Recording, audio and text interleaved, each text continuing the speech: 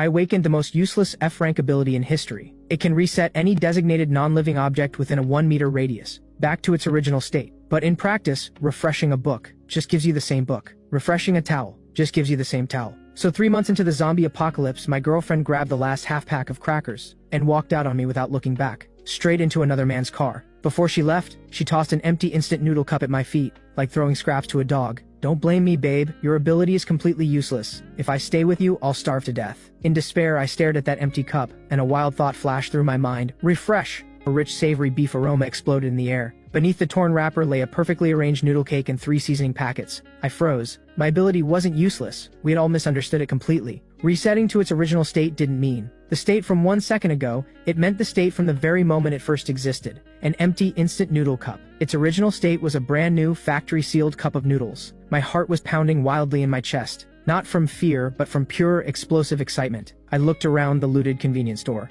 The shelves were littered with torn snack wrappers and empty drink bottles. To everyone else, this was trash, but to me, it was an endless treasure. I didn't rush to make the noodles. In the apocalypse, any food smell could attract unwanted visitors. I carefully climbed up to the second-floor storage room of the convenience store, then barricaded the entrance with heavy shelving units. Only after confirming it was safe did I begin my experiment. I placed an empty noodle cup on the floor, and whispered in my mind, "Refresh."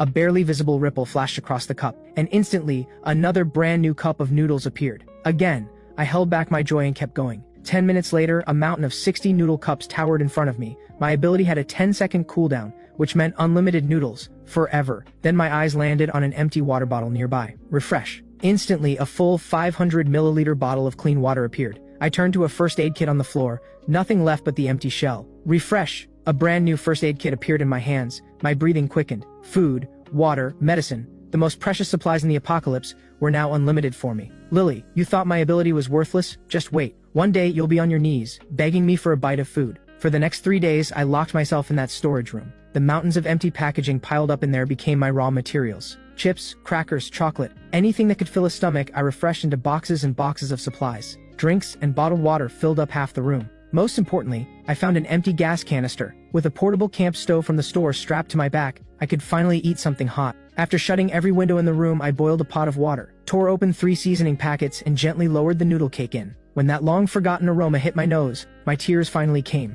I cried and ate at the same time, wolfing it all down. It was the most filling, most peaceful meal I'd had since the apocalypse began. With a full stomach, my mind started to clear. Hiding here wasn't a long-term plan. The zombies would eventually break in, or other survivors would find this place. I needed to find a safer base, and I needed weapons. Having food and water alone would just make me a target, a lamb waiting to be slaughtered. I stuffed all my supplies into 2 massive hiking backpacks, then cracked the door open, and scanned outside. A few zombies wandered aimlessly through the streets. I took a deep breath and tightened my grip on a fruit knife I had refreshed.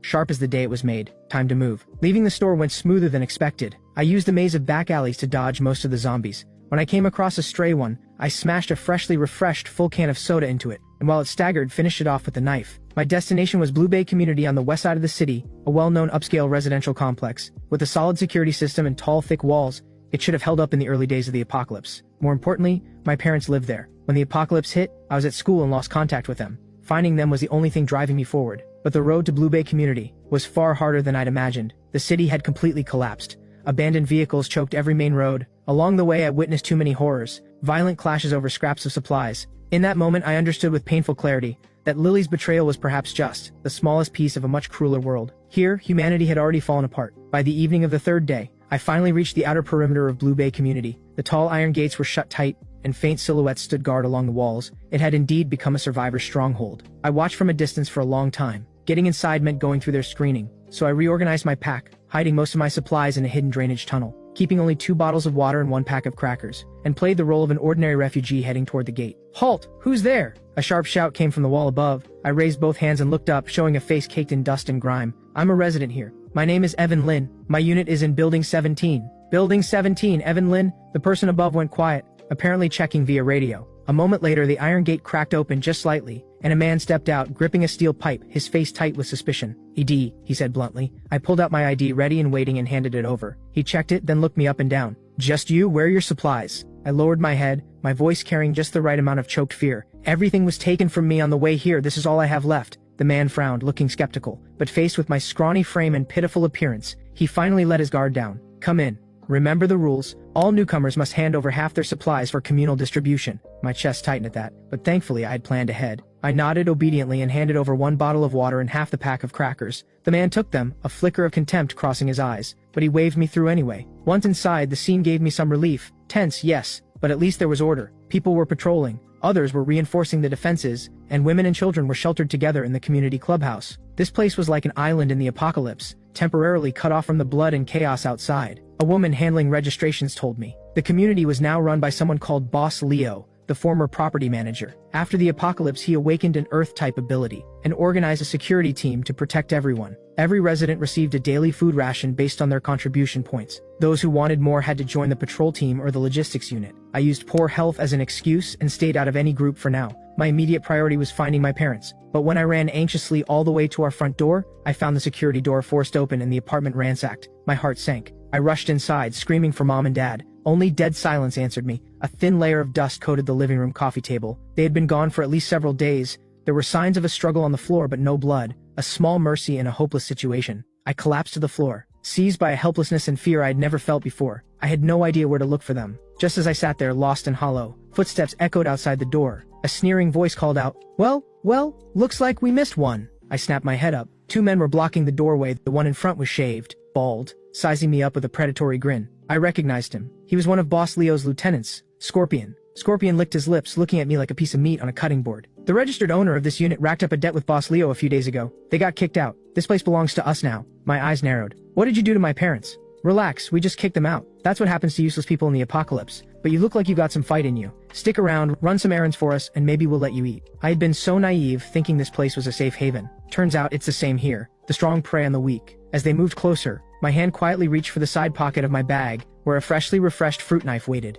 But just as I braced myself to fight, a cool, firm female voice cut through from the doorway. "Stand down!" Scorpion and his partner froze in unison. When they saw who it was, their smirks vanished, replaced instantly by fawning smiles. The woman in the doorway wore all black combat gear. She carried a tang saber at her side, dark red blood still clinging to the blade, and behind her stood several equally formidable squad members. I recognized her. She was Lena, captain of Sharp Blade Squad, the most elite fighting unit in the security team. Rumor had it she had awakened a rare ability called Precision, with power that was impossible to measure, and she was Boss Leo's most trusted weapon. Lena ignored Scorpion entirely. Her gaze settled on me and she asked quietly, "What's going on here?" I grabbed at the lifeline. "They were trying to rob me." Scorpion's face shifted. He scrambled to explain. "Commander, don't listen to his lies. His parents owed contribution points. We were just here to claim the unit." "Since when does claiming a unit require 2 men blocking the door?" Her voice was quiet, but it carried an unmistakable authority. "Get out, now." Scorpion looked like he'd just been pardoned from execution. He grabbed his partner and bolted. With the threat gone, the tension drained from my body, and I nearly fell. Lena glanced at me, a slight frown on her face. "Stay away from those people." She said it like a warning, not an invitation, and turned to leave. I called after her quickly. "Commander Lena, do you know where my parents were sent?" "Their names are Frank and Susan Lin." Lena thought for a moment. "I remember them. Boss Leo dumped everyone who couldn't work or fight, the elderly, the weak, the sick, at the abandoned factory outside the north gate. He called it letting them fend for themselves." My chest clenched hard. An abandoned factory. No food, no protection. That was as good as a death sentence. The moment Lena left, I shut the door. I had to get to that factory. I had to find Mom and Dad. But first, I needed to arm myself. I pulled a chocolate bar from my pack, shoved it down in 2 bites to restore my energy, then turned my eyes to the steel pipe Scorpion had left on the floor, rusted, even slightly bent. I pressed my hand against it. Refresh. A brand new steel pipe appeared in my hand, gleaming with a cold metallic sheen. That wasn't enough. I ran to the kitchen and found my dad's old outdoor survival kit, which held a multi-tool entrenching shovel, a survival hatchet, and a combat knife, all dulled from years of sitting untouched. Refresh. All 3 blades instantly snapped back to the razor-sharp edge they had on the day they were made. When darkness fell, I slipped through the gap between patrol shifts and crept to the north gate. It was far more desolate than the main entrance.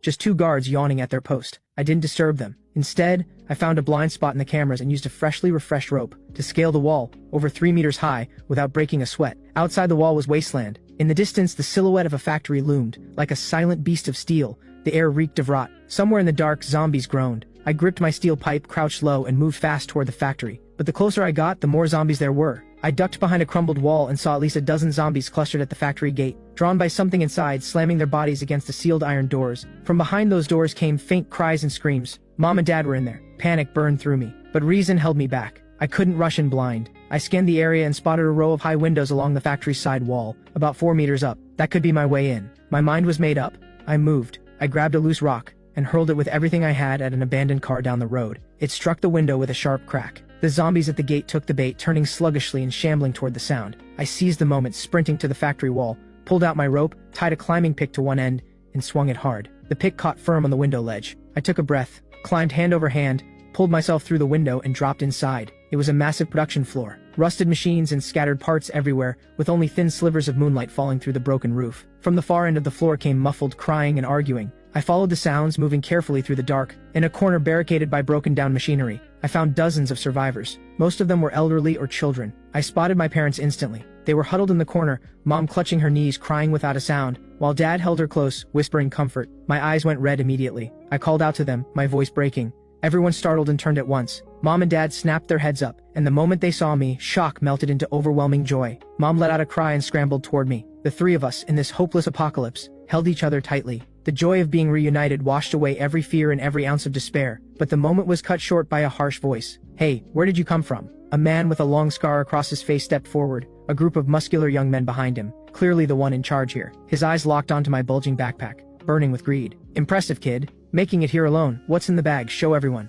I stepped in front of my parents and met his eyes coldly. "It's mine." "Yours?" Scar let out a short, contemptuous laugh. "Nothing belongs to anyone here. It all belongs to me. Hand over the bag if you're smart. Or else." He swung his cleaver slowly, the threat needing no further explanation. His crew moved in behind him, circling like wolves. The elderly and weak who had been dumped here watched in silence, furious but powerless, their eyes filled with helpless sympathy for me. My dad quickly pulled me behind him, forcing a smile at Scar. "Sir, my son doesn't know how things work here. There's just a little food in the bag. Take it all. Just don't hurt him." "Too late," Scar sneered, his face twisting with cruelty. "I don't just want the bag anymore, I want his life." The words barely left his mouth before he lunged for me. My eyes went cold. I didn't step back. I stepped forward, and drove the steel pipe into his wrist at a sharp, precise angle. A sharp crack rang out. Scar's wrist bent at a grotesque angle. Everyone froze. Nobody had expected the scrawny kid to fight back. Scar broke into a cold sweat from the pain, his face twisted with rage. "You dare hit me? Get him! All of you! I'll make him wish he were dead!" His crew snapped out of their shock and charged at me, yelling.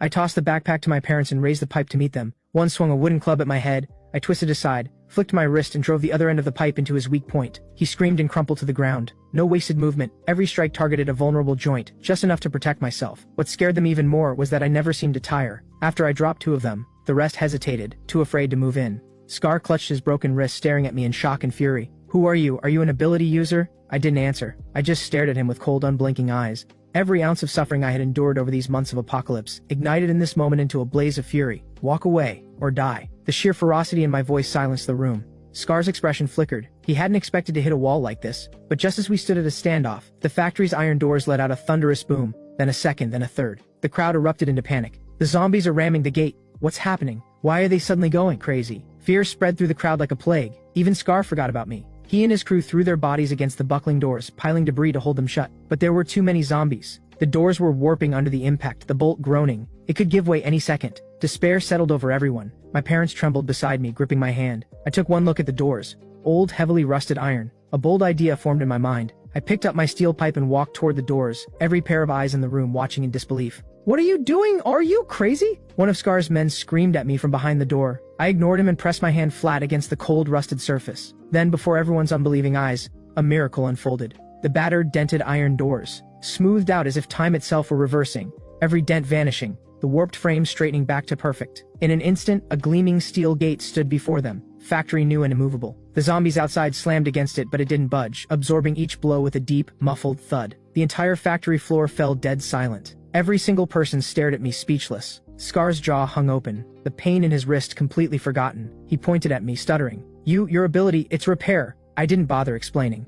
I pulled my hand back and looked at him coldly. In the apocalypse, power was the only currency that mattered. The ruthlessness I had shown, combined with what they had just witnessed, had completely shattered Scar's nerve. He looked at me, and the greed in his eyes was gone, replaced by deep, unmistakable fear. "Boss, I had no idea who I was dealing with. I was blind. Please, don't hold it against me." I said nothing. I walked to my parents. Mom looked at me with an expression I couldn't fully read. Pride, worry, and something like not quite recognizing the person in front of her. I took her hand and gave her a look that said everything was okay. "Mom, don't be scared. I've got you." Then I reached into the backpack and pulled out a self-heating rice meal, a sausage, and a bottle of clean water and handed them over. "Mom, Dad, eat something first." The smell of food instantly drew every eye in the room.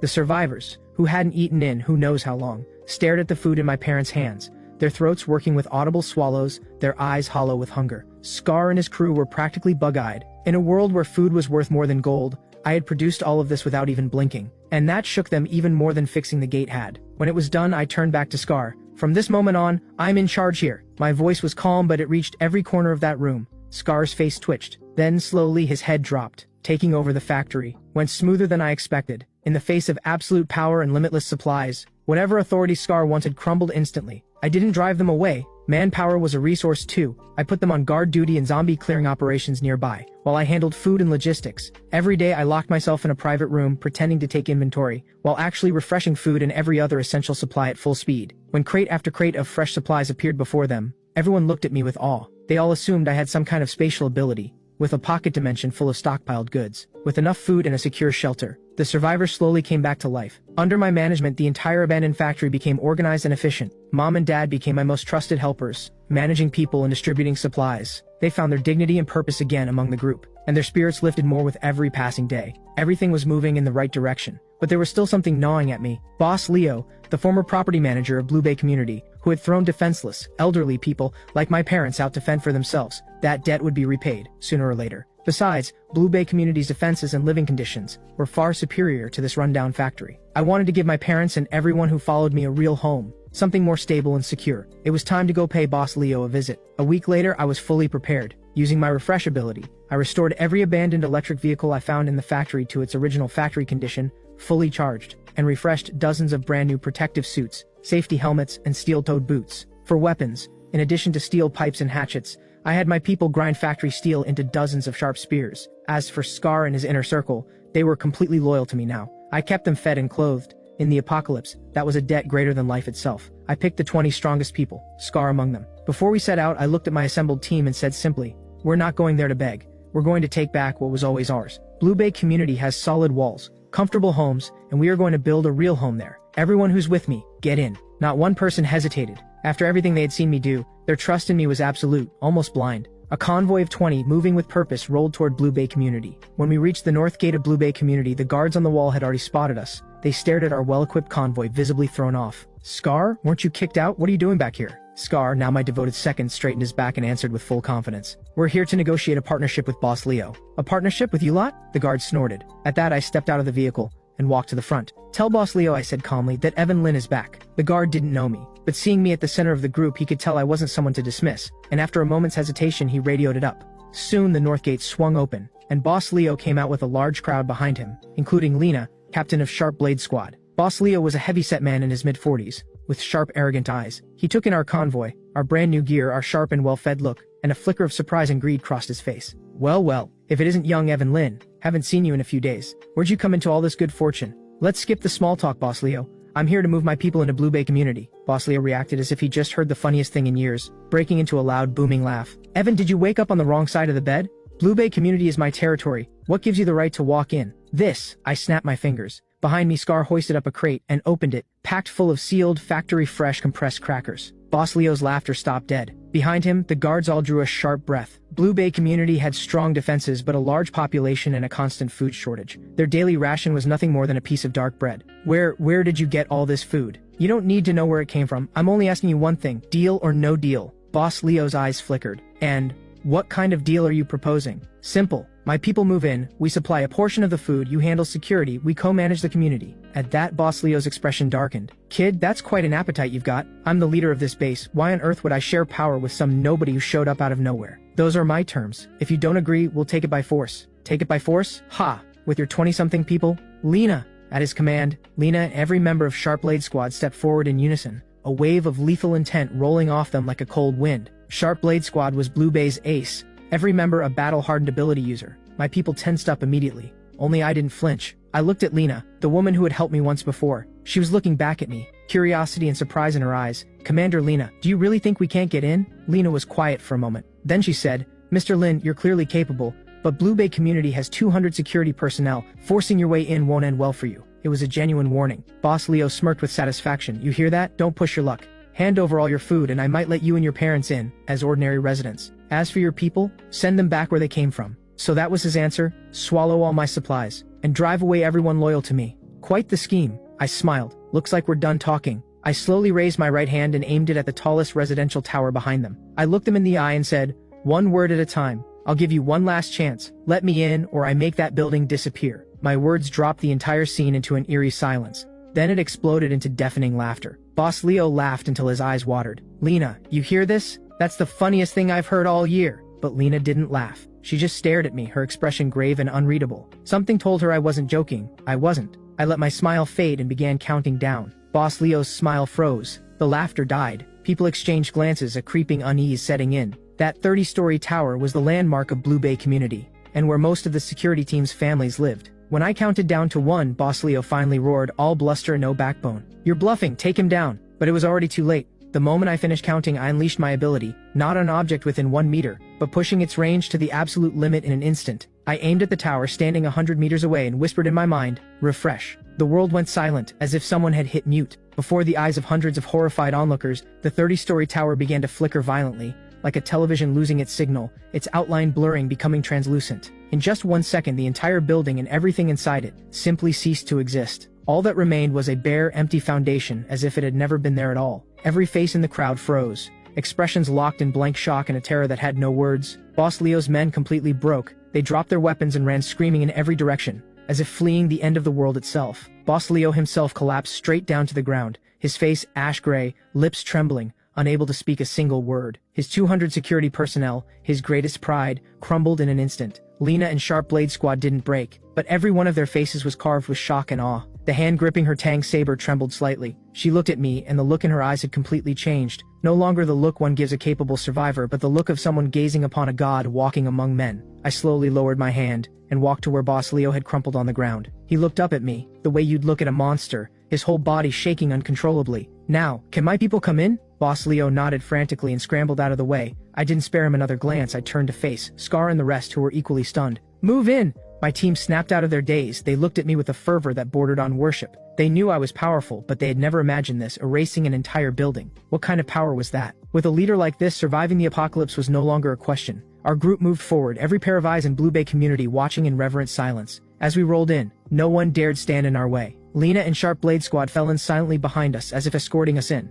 I knew, from this day forward, Blue Bay community had a new owner. The first thing I did after moving in was settle accounts. Boss Leo and his inner circle, those who had bullied and exploited everyone, were locked up. I didn't kill them. I simply took away their abilities. My refresh ability, after evolving, could now be applied to living beings. I could refresh a person's body, restoring them to their healthiest condition, and naturally, I could also refresh their ability core, reverting it to its original state before awakening. When Boss Leo went from an Earth-type ability user to a powerless ordinary man, his spirit shattered completely. As for Lena and Sharp Blade Squad, I chose to bring them to my side. They were true fighters, with integrity intact, which was a rare thing in the apocalypse. In front of Lena, I refreshed a Tang saber whose blade had been chipped and rolled from battle, then refreshed a box of nearly expired antibiotics, restoring them to factory-fresh condition. Lena watched it all and finally understood. My ability wasn't spatial and it wasn't restoration. It was something she couldn't comprehend. A power that operated on the level of natural law itself. She was silent for a long time. Then she bowed her head to me. "Sharp Blade Squad, from this day forward is yours to command." With Sharp Blade Squad under my command, I truly held Blue Bay community in my hands.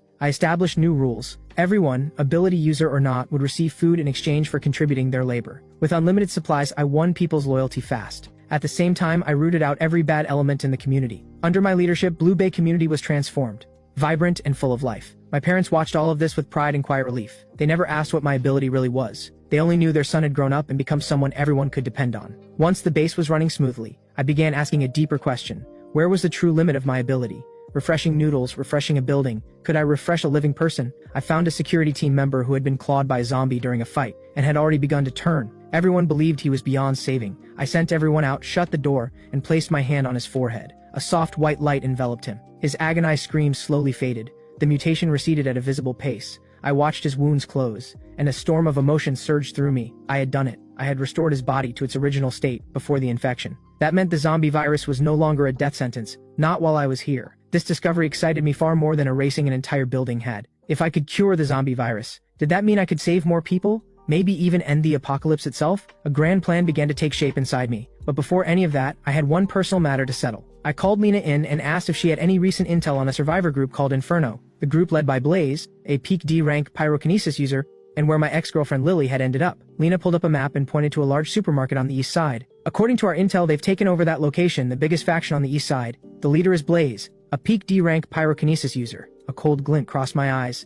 Tomorrow we'll go pay our neighbors a visit. The next day I took only Lena and Sharp Blade Squad. We drove a refreshed armored off-roader straight through the city and pulled up outside the supermarket. The supermarket had been fortified into a solid stronghold. Armed guards lined the walls. Our arrival put them on alert immediately. "Who's there? Identify yourselves." Lena leaned out and called out clearly. "Blue Bay Base. Evan Lynn is here to visit the leader of Inferno Base, Blaze." The guards clearly hadn't heard my name before. The Blue Bay Base, that they knew. After a short wait, the doors swung open. A man in a red leather jacket walked out, and right behind him, wearing a fawning smile, was Lily. A few months had passed and Lily had clearly been doing well for herself. She spotted me, blinked, then let a sneer of undisguised contempt spread across her face. "Well, look who it is, Evan Lynn. What's wrong? Couldn't make it out there, crawling back to join Inferno?" She still thought I was the same useless, pathetic wreck she had left behind. Blaze looked me over, and when his eyes landed on Lena and Sharp Blade Squad behind me, a flicker of wariness crossed his face, quickly buried under contempt. "Blue Bay Base? Never heard of it. We don't take in stragglers. Out of courtesy, since we're all survivors, leave your vehicle and supplies and get out." He said it with breathtaking arrogance. In his mind, his D-rank pyrokinesis ability made him untouchable. Lily rode his coattails, piling on with glee.